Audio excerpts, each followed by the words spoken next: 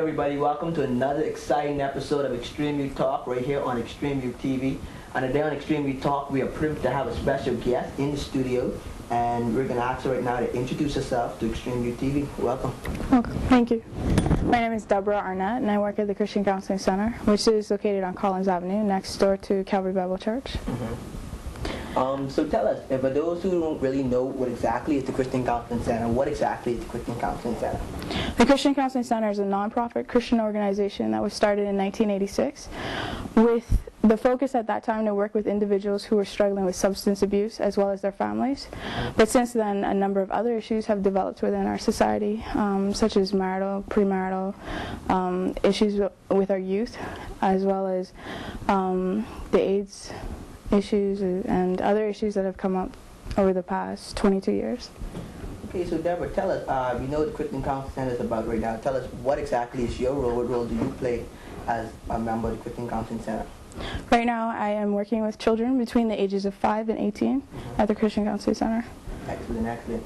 So, we don't want to go specifically into some of the things or a specific case, but what are some of the cases you as a child and adolescent counselor deal with on a regular basis? A number of issues come up. A lot of the issues are pertaining to family issues, conflict issues, grief, divorce, abuse, sexual, physical, verbal, death, I said that, and issues within the school. So sometimes schools recommend students to us. Okay, what is it like knowing that you can have a young person come to you for advice or guidance or counseling? How do you feel about that?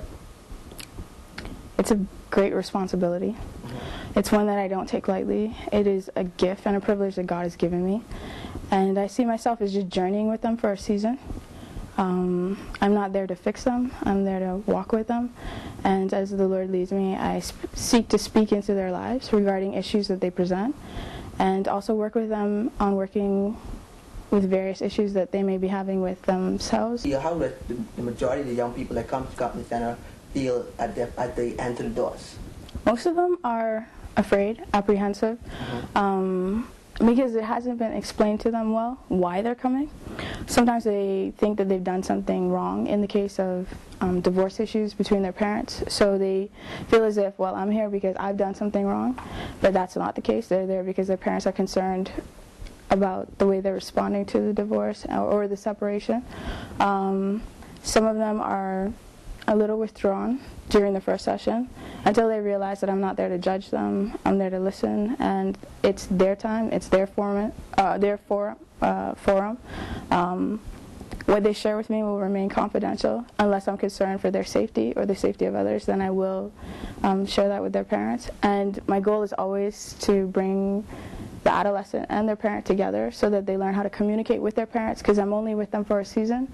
And so it's important for them to learn how to communicate with their parents once I'm out of their lives, or else they'll be right back in the same rut where they have no one to turn to if they feel as if they presently don't have anyone that they could talk to or turn to. We have a lot of young people that are in our communities who tend to do things that are in the community, tend to do things that are violent, crime, because they probably didn't get that root from the home. Do you think a lot of the stuff that's happening on the streets generate from the home, or they have friends that try to turn them away, or do you think it's mainly the home? Because I know a lot of persons that I've had on the show are saying that, with all the crime, all the violence, it comes from the home.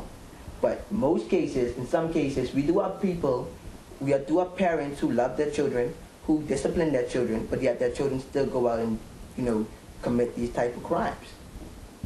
I think perception has a lot to do with it. There are a number of young people who they may grow up in a very good home, but the way they perceive their home environment influences the way they respond to their home environment and what they do outside of their home environment. And then there are a lot of young people who grow up in homes that are extremely difficult, and they are phenomenal young men and women of integrity. So I think the child's perception of their home environment does influence the way they respond inside the home as well as outside the home.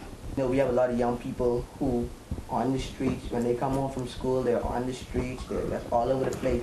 What are kind of programs or community outreach that you think you could probably implement to allow the young people to do positive things in our communities instead of just laying around, idling around, doing nothing, doing anything.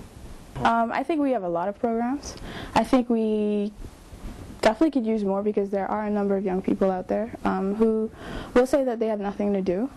But you can have the perfect number of programs, and if the young people's mindset is that it doesn't apply to them, or they're not going to get anything out of it, or it's not beneficial to them, they're not going to utilize it anyway. And so they'll still be on the streets hanging out and doing whatever they want to do. So I think what's really important is that we sit down and we listen to them and we learn from them, because they can teach us much. And we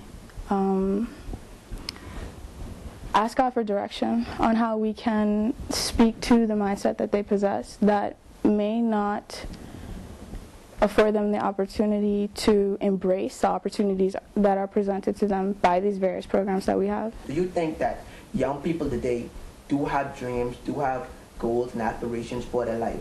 And do you really think that there is not enough, ranges, or not enough, stuff to really encourage them? We think we have a lot of people in our community to really encourage them to do or to really achieve their goals. I think many young children have goals, have dreams, have aspirations, but at some point along the way, as they travel towards those goals, dreams, and aspirations, things that parents, family members, strangers, church members, teachers, other peers have said to them influence their thinking, and therefore influence their attitudes towards pursuing those goals, those dreams, those aspirations. There's a verse in the Bible that says, as a man thinks in his heart, so is he. And when they adopt the lies from society and they take that on as truth, they then live it out. And so I believe that a lot of young people have goals. Some of them have lost sight of their goals and dreams, but they at one point had a goal or dream. And what we really need to do right now is provide them the opportunity to reevaluate themselves and to change their thinking so that they can embrace who God has created them to be, because God has a purpose for every single child. Every single child. And once we come alongside them and speak words of truth into their lives, I honestly believe that with time, and of course with God's help, a lot of these young people will turn their lives around and embrace the purpose that God has given them. But it takes time to determine purpose. Determining one's purpose doesn't happen overnight. That takes time, a lot of time, and it requires the life experiences that you have, good and bad.